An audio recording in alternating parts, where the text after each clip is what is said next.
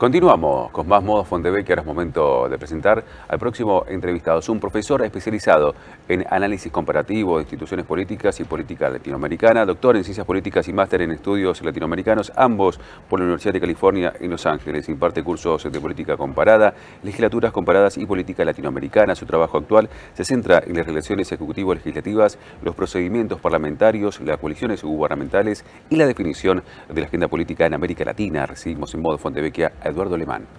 Eduardo, encantado. Jorge Fontevecchia, un gusto hablar con usted. Y preocupados, tratando de entender qué significa esta polarización en América Latina, las elecciones de segunda vuelta en Perú, las de Colombia. Hace poco, no parece este ser el escenario actual, pero podríamos decir en las elecciones de Brasil, en la que salió electo Lula, también la diferencia, 1%, diferencias mínimas que plantean sociedades absolutamente fragmentadas. ¿A qué lo atribuye y cómo cree que podría solucionarse eso en un futuro? Bueno, sin duda vivimos un momento muy especial. Pienso que de algún modo esto representa una ola de, digamos, donde los votantes muestran que están muy poco satisfechos con la gobernanza a través de, digamos, en muchos países de América Latina, ¿no? Y esto de algún modo se inicia o se plasma más claramente después del tema de la pandemia, porque vemos que ninguno de los gobiernos que estaban en el poder en ese momento, ¿no? Pudieron como sobrevivir y ese cansancio, ese disgusto de los votantes no se acabó con un cambio de gobierno, sino que sigue y creo que se ve en esta volatilidad electoral que nos lleva a elegir quizás gobiernos que están un poco en las antípodas de los que estaban antes. O sea, a ver si le interpreto, usted le asigna como causa fundacional de esta extrema polarización a la pandemia. No, pienso que de algún modo la pandemia llevó a una volatilidad o a una, digamos, a un nivel de oposición a los gobiernos más intenso. Y que los gobiernos que en ese momento estaban, así como los que vinieron justo después, no pudieron canalizar esa, digamos, esa bronca, ¿no? que tenían los votantes. Entonces me parece que quizás marca un cambio, marca una bisagra el momento de la pandemia, aunque quizás la pandemia en sí no haya sido la causa. En el caso específico de Perú, Eduardo, el hecho de que ya se haya presentado tantas veces Keiko Fujimori a ser candidata a presidente y haya sido derrotada, y que finalmente termine siendo electa, ¿de alguna manera no le da una oportunidad a Perú a romper esta dicotomía de la prueba continua en que la idea era oponerse a que ella fuera, era el voto o no a Keiko Fujimori, y que a lo mejor ella tenga la oportunidad en el gobierno de, no sé, cerrar esas heridas?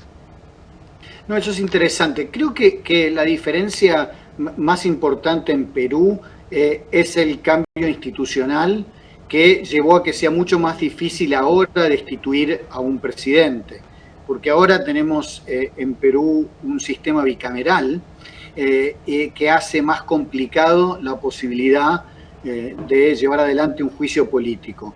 Entonces eso de algún modo va a facilitar, creo yo, un poco más la estabilidad. Creo que si Keiko hubiera ganado la presidencia bajo el sistema institucional anterior, también estaría en una situación, digamos, complicada o debilitada, ¿no? Porque en Perú hemos visto tantos presidentes entrar y salir, y creo que esa situación, el contexto social no ha cambiado tanto, pero han cambiado las instituciones que hacen que esto sea menos probable. Una cosa interesante que podemos ver de las elecciones de Perú también es cómo se ha distribuido el voto regionalmente. Hay una gran, digamos, diferencia regional de cómo se votó en estas últimas elecciones y me parece que eso refleja una tensión interna que se va a seguir viendo en Perú. Me gustaría que explicara a nuestra audiencia qué es este cambio bicameral que hace que antes se le podía hacer un impeachment al presidente con tanta facilidad y ahora requiere equilibrios distintos. Bueno, el hecho de que Perú hace mucho tiempo tenía un sistema bicameral como el de Argentina, como el de Brasil, como el de Chile, y pasaron a tener un sistema unicameral, ¿no? Y en ese momento, teniendo una sola cámara, conseguir la mayoría necesaria para llevar adelante este tipo de juicios políticos, y estas censuras a los ministros, etcétera, se transformó en algo mucho más fácil. Entonces, en esta última reforma institucional en Perú, ese era uno de los problemas a tratar de resolver, y al instalar un sistema bicameral nuevamente, esto complica la situación en el sentido que ahora se requiere el apoyo de ambas cámaras, y por lo que parece las cámaras van a tener, digamos, un poco diferente tinte político, entonces va a complicar la posibilidad de que esto se lleve adelante, ayudando un poco más a la estabilidad en el caso de Perú.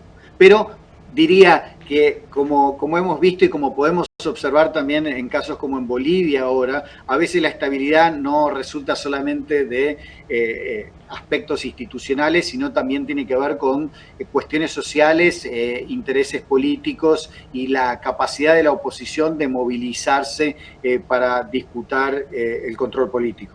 Para ponerlo en contexto macro ahora, el acuerdo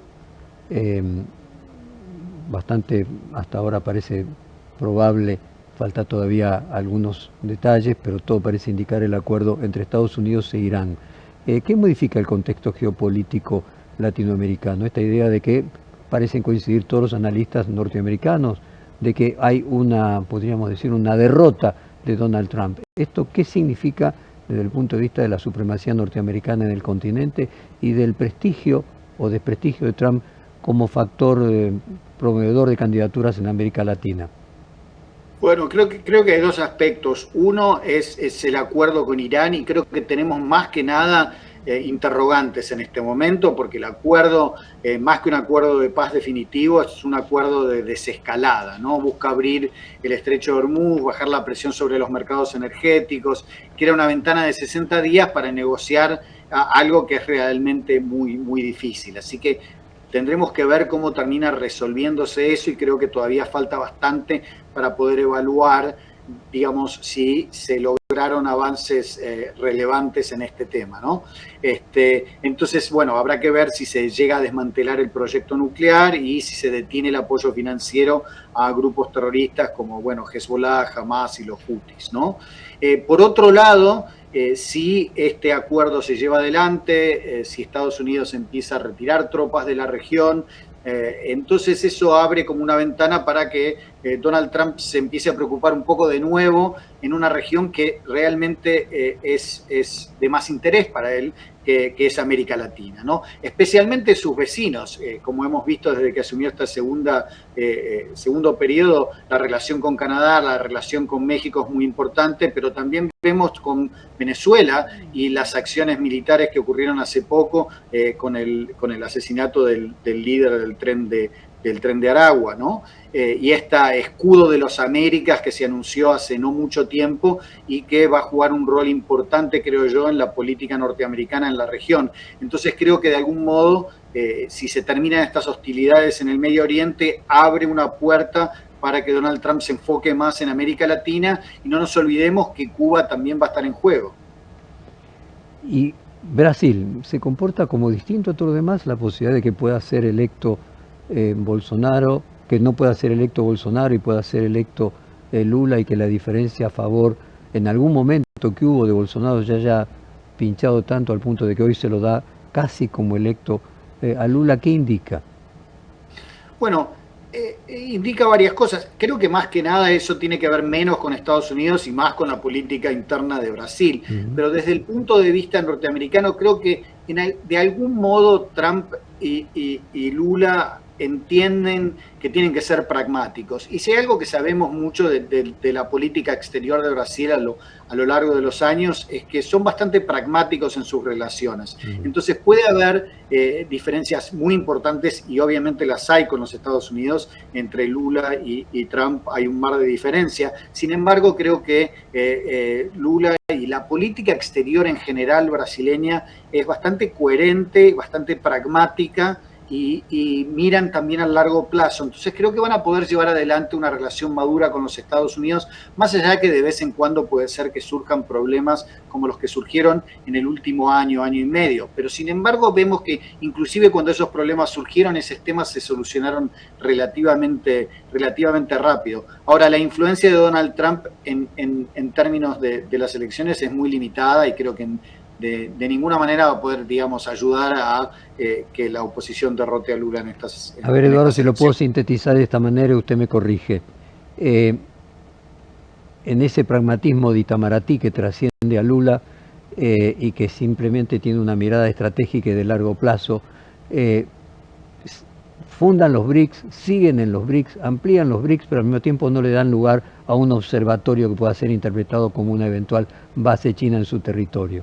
O sea, hay cuestiones en las que son absolutamente cercanos a China y cuestiones en las que son totalmente lejanos de China. ¿Es correcta esta interpretación? Creo que sí, y también lo podemos ver ese mismo punto en otros países como en Chile, ¿no? Donde el nuevo gobierno, al mismo tiempo que trata de mejorar sus relaciones con los Estados Unidos, no deja, digamos, sus relaciones con China, y diría de algún modo en Argentina también, porque China es muy importante para estos países por su, digamos, influencia en el comercio exterior de estos países. Entonces es importante mantener las relaciones de comercio con China, al mismo tiempo que es pragmático e importante no antagonizar a los Estados Unidos. Entonces hay ciertos temas de seguridad, como por ejemplo el tema de instalar una base militar o ese tipo de acciones que puede complicar la relación con Estados Unidos, pero creo que de algún modo el tipo de intercambio comercial que estamos hablando es algo que a Estados Unidos de algún modo le preocupa un poco menos, y que son muy importantes los países latinoamericanos, y por eso tienen que manejar esta situación de una manera pragmática. Eduardo Alemán, muchísimas gracias. Le mandamos un saludo cordial y nos mantendremos en contacto. Muy gentil. Saludos, gracias por invitarme. Vamos a Elian López Caucero.